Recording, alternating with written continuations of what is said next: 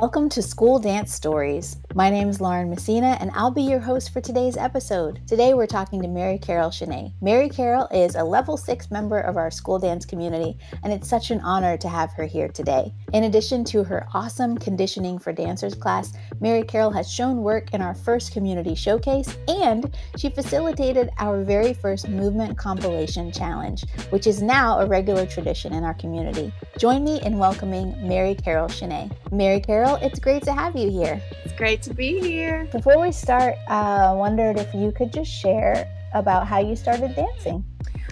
Okay, yes. I started dancing basically in my kitchen in the home I grew up in at like 4 years old. My sister was older than me. She was 5.5 years older, and she was already in ballet. And I went to her ballet recital. I was on the edge of my seat. She might have been a rose or something. Like there was a rose costume. And I was on the edge of my seat the entire time, and I knew I was called to dance at a very young age. And back then, I don't want to date myself, but back then, you weren't allowed to start ballet at 4 years old. You had to wait until you were 6 years old. So I had to wait. And I would freestyle all the time. And my brother was 10 years older than me, and he would do all the lifts and spin me around over his head and stuff. So, Did you just love it, like from the beginning? oh my God, yes. Yeah. I loved it. It was the best thing I had ever seen at 4 years old. And I could not wait to start. So it took me a long time to be able to start from that point. So I started with Miss Rushka, and she taught all like the pre-ballet stuff, the fun stuff. And the rest is history. I love it. Sweet. Okay, we're going to jump right into these questions from the community. They want to know, what are some things that you know now about dance that you wish you knew years ago? I wished that I had been introduced to musical theater at a younger age. Um, I did some stuff in New Orleans. Well, not New Orleans, actually JPAS, so Jefferson Performance Art. I did cabaret with them, and I absolutely loved it. And but at this point, I had already had my second child. In fact, I had auditioned for the part when she was like 6 weeks old. So it's like very freshly, just had a baby.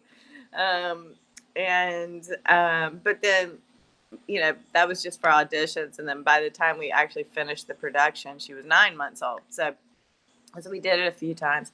Anyway, I just really loved that experience. And I was like, if I had got introduced to this younger, I would have gone to New York and really like pursued, like, from a Broadway perspective. And I think that would have opened up more opportunities, because that's a really good one, because there's a lot of work there for that. So, and I love singing, and you get to act a little bit too. So all of that was like really fun for me. When you did that show with your baby being so small, like, were you nervous, or did you see other people that did that, or you just knew you wanted to do it? I wasn't nervous because this was my second child. Their dad was real supportive.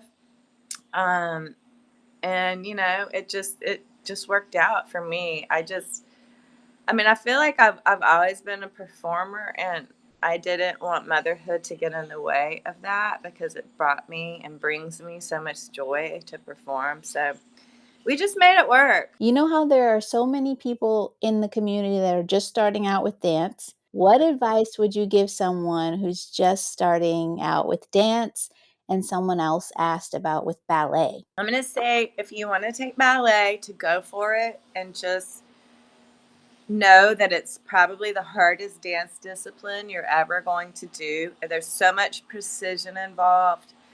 And when we get older, like, ballet requires a lot of turnout. So as you get older, some of that freezes up. So don't be hard on yourself. Just work with what you have, work within your range of motion, and just be consistent. Like, find a good beginner ballet teacher. because it's going to help you with your balance. It's going to help you with your flexibility. It's going to help you learn choreography because of the combinations, and it's basically akin to learning a second language, I would say. And it is. It's in French, but for your body, because your body's not accustomed to working the way that ballet wants you to work. And as far as dance in general, the recommendation is to find your center, get core strength. Everything comes from your center. It took me a really long time to really understand what that meant, like way into my 20s to really understand, because I was such a flexible person. But yeah, I would just say stay strong, find your center, find exercises that complement your dance training. Um, and don't get discouraged, because I think that we're so hard on ourselves, we like we're so, as adults can sometimes be very self-conscious about how it looks, but everybody feels that way. So you just really have to practice non-judgment of yourself, which is really sort of a great life lesson, just to not judge, and just, it's, really, like, not to be cliche, but the saying, dance as if no one's watching. Um, yeah, so even when you're in a studio environment, just like, it should feel safe. You shouldn't feel judged by anybody, and you're not being judged by anybody. Your instructor should be there to encourage you, and if you don't feel encouraged, then you're not in the right class. Go find another one. Ooh, that is so good. I feel like everything you say too, like even the stuff about the core. I know you have your conditioning class that we've taken. Even the stuff Mhm. about the core, I feel like it relates to life. Like find your center, move from Right. your center. Definitely. Yes, sure Yeah. does. Can you talk about your journey into teaching dance and what that was like? My journey into teaching began at the ballet studio that I grew up in, and around the age of 19, the director of the school started training me to become a teacher. And I did a lot of demonstrating for her, and I would teach some of the warm ups for her too. Um, then a year or so later, I actually left for California, and I wanted to keep training, but I was like not really making a lot of money, and it kind of costs a lot of money to take classes. So I asked the teacher of the studio that was in my area if I could trade by subbing or teaching 4 classes, and she took me up on it. And I subbed for her some. Then I went to Texas for a little while. I was actually training there, um, but there was another school. I was training at the Fort Worth City Ballet. I don't think they're around anymore, but they were like a local professional company. And I was teaching at a smaller studio, and did so I could have more classes, because we can't just take 3 classes a week. We need to take like 10, right? so, and they took me up on it, and the owner of that studio. And then I moved back to California, and eventually joined a dance company. And we did outreach, and so I did some teaching with outreach through to high school students who had never danced before as well. And then outside of college, I began teaching for Star Dream School of Dance, where we went to preschools and brought our program to preschools. And let's see. So I was in the dance company, and I was teaching for them. And then eventually I moved to New Orleans, and I'm taking class. I go to New Orleans Dance Academy. I do the same thing. Can I trade? Can I trade teaching for taking classes? And she took me up on it. And then that was Jacqueline Fry, was impressed with my technique, and then offered me a position to teach for the Nord Noba partnership. And yeah, and so I did that, and I also taught at some different studios, and then it kind of became a word of mouth, and I would get calls and recommendations to teach for other places, and so yeah, so then I was in studios, and then eventually that branched out to KidSmart, which I really loved, and also again was teaching at a variety of studios, and so that's just kind of how it happened. I guess it was like a meant to be sort of thing, you know? We hear the be who you needed when you were younger quote a lot lately. As a dance teacher, do you feel like you were able to do that? 100%. Yeah. Yes, I did. Sometimes you learn from bad parenting or bad teaching experiences of what not to do. Um, yeah, I mean, I had some really like mean, egotistical. I mean, there were so many teachers throughout my life, and it was just like the ones that I, feel like I grew with were the ones that wanted to work with me instead of trying to break me down all the time. So, and I don't know if it was like just, that's just how people taught, for that time. But I definitely did not want to be that teacher. So I wanted for first of all, I kind of came at it from a perspective that most people that are taking classes are not going to be professionals. I mean, it's just so many opportunity, right? So, first and foremost, you want people to have fun and enjoy being in class. So you want to create that environment, and also just to give corrections that are easy to understand. Because I remember being told about pulling up. They would always say, "Pull up." And so for me, pulling up was, okay, I'm pulling up, but what they were trying to say was, and now we would say, engage your core. And I was so loose, like, especially for partnering and stuff like that. And I didn't really know where it was. I could turn, I had really good center and I had really good balance, but I also didn't really fully feel what it was to be on my center. So I had that was a challenge. So I remember when I finally did really find it and understand it, that became something that I really brought into my classes. Trying to find your center and using your core and keeping the ribs closed. And also, like, if somebody would have said, put your arm out and don't let me get past it, that probably would have been enough. Like, Hmm. oh, I get like resistance, like if somebody is gonna punch you in the gut, you're gonna, right, you're gonna contract. So these are all like little tips I would say to help people find their core. Because you really have to hold everything really, still, especially when you're getting lifted and if you want to get better at your jumps and things like that, you have to be really strong there. So yes. So that would have been really beneficial at a younger, like a late teen, early, even getting into my early 20s, had somebody really explain that to me.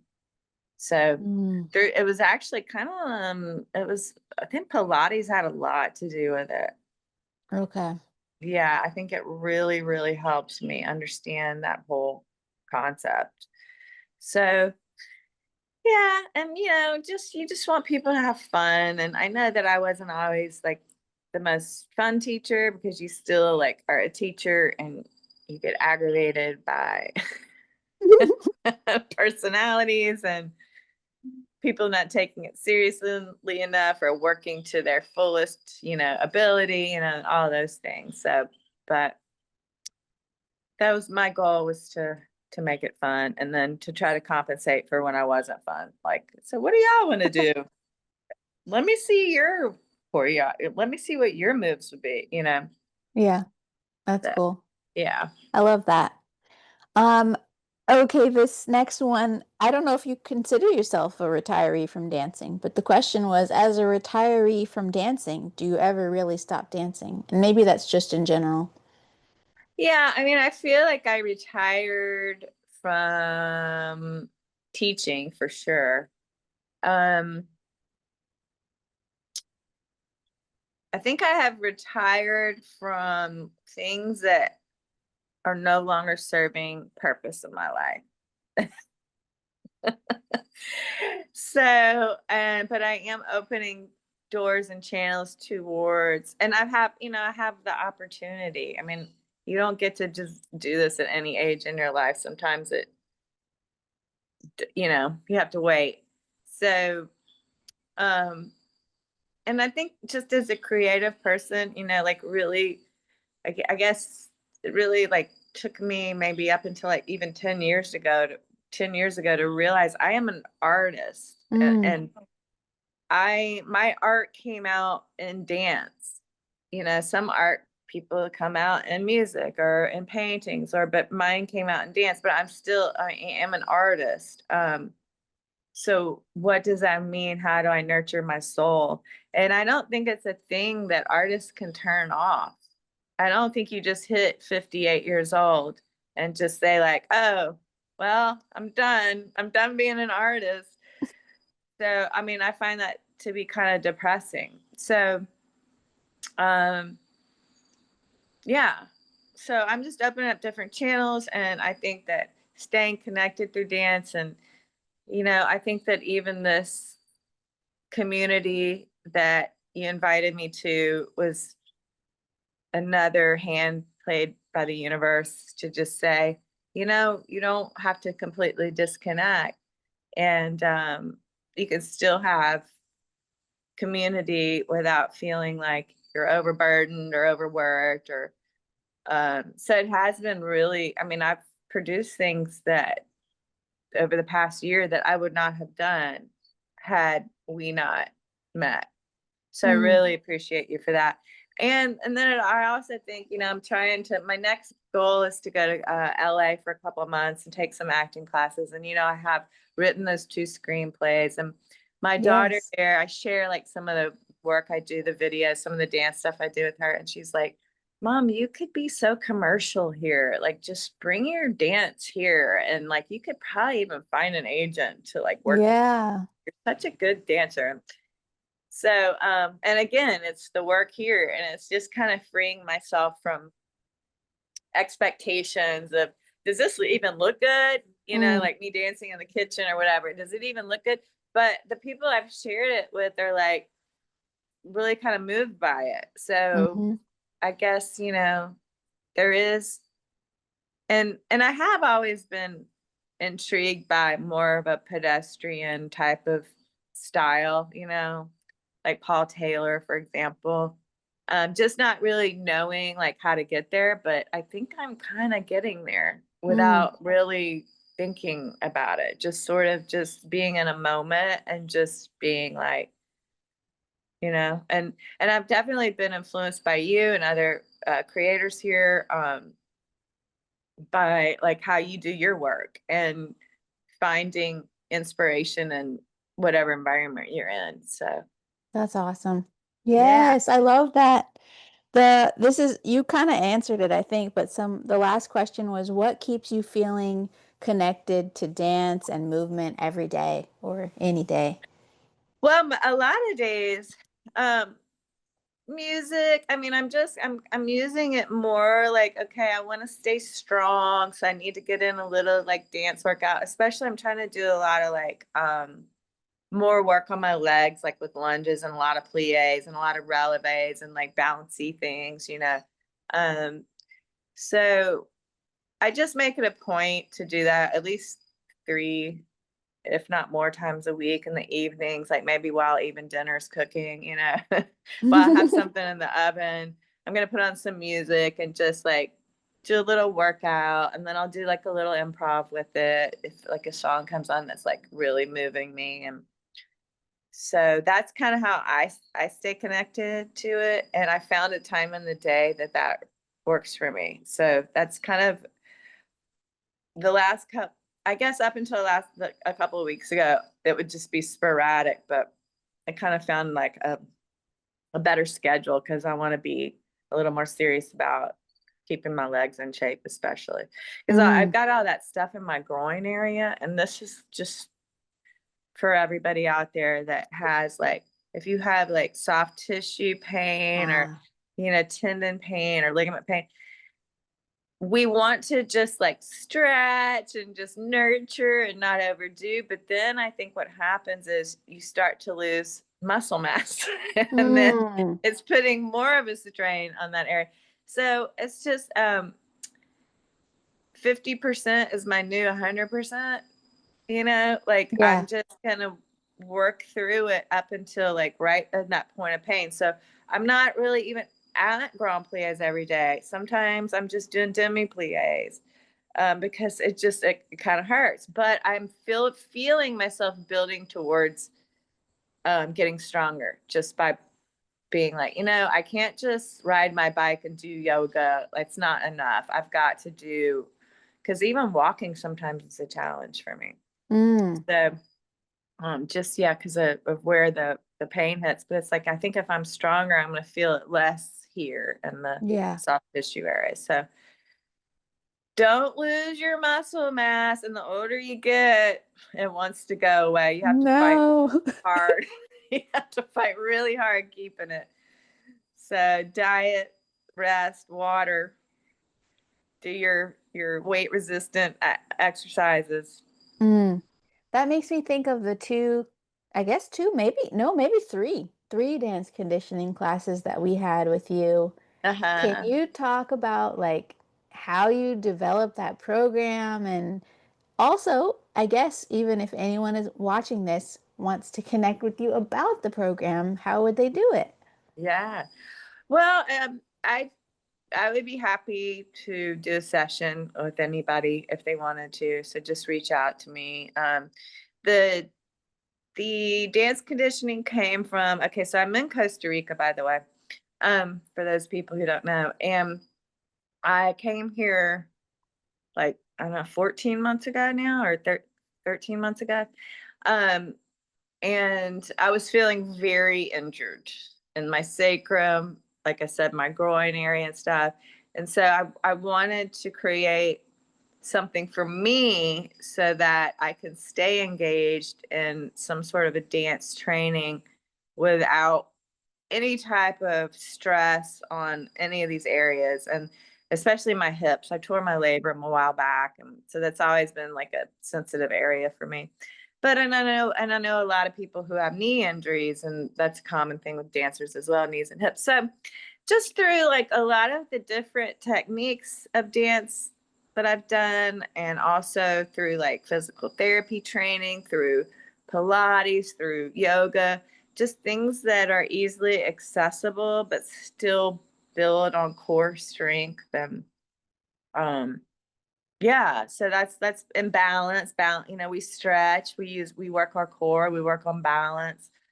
So it's accessible to anybody, and that's what I wanted it to be. I wanted it to be accessible for not just dancers but everybody. So that's how that came, and it came about through a few different sessions of me just kind of like doing repetition and how many of these feel good, and um, just kind of, you know, reflecting on different warm ups for different types of techniques and stuff. So, That's neat.